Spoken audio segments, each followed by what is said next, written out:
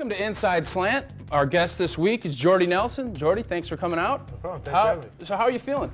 Feeling good. It's good to be back on the field. Obviously missed a lot of the training camp, but feel great to be back out there with the guys working. And Tell us a little bit, you lost Greg Jennings, Donald Driver. Tell us a little bit of how the wide receiver room has changed since those two have left.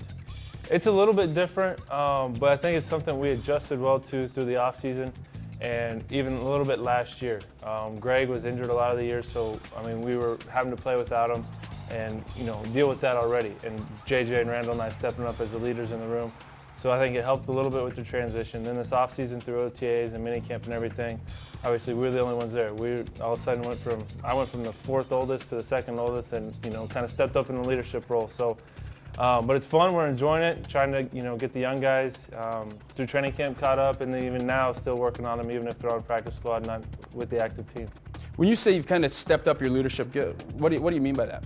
Just talking a little bit more, especially in our room, communicating with EB and the receivers, all the little things. It's one thing to know as a receiver the plays of, a slant is 3 steps you break in, or a stick is 4 steps you break out. But there's little things in each route that over years you get comfortable with Aaron and how they want it ran versus different coverages and whatnot. So you try to give that to the young guys so they know it going into it instead of finding out in practice, oh, you should have done this, instead of, good job, you did it.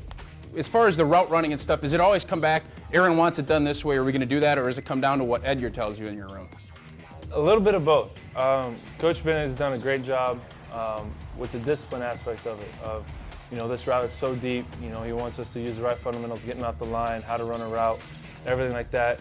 Aaron will tweak it a little bit based on coverage, but when it comes down to it, it's all, mutual agreed upon. It's something that Aaron wants it a certain way, but you kind of have to do it that way because he's the one throwing you the ball. It's one of those things, if you want the ball, you better run it the way he wants to run it. But there's principles and stuff that we have to stick to keep it fundamentally sound.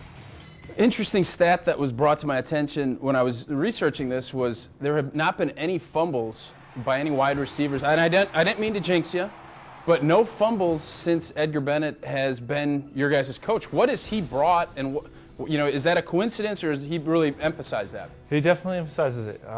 When he first became the coach, a couple years ago, last year, whenever it was, that was number one. We felt like we were doing running back drills. We were doing ball security all the time, and he preaches it, and it's a big thing. It's something the coaches all across the board preach, turnover ratio. You want to be on top of that, and if we're giving up the ball, obviously that won't help out much. So number one is holding on to the ball. And he'll even preach too. He doesn't. We want the yak, but he's like, if you have to, just catch it and fall down. We want, we want the catch. We want the ball.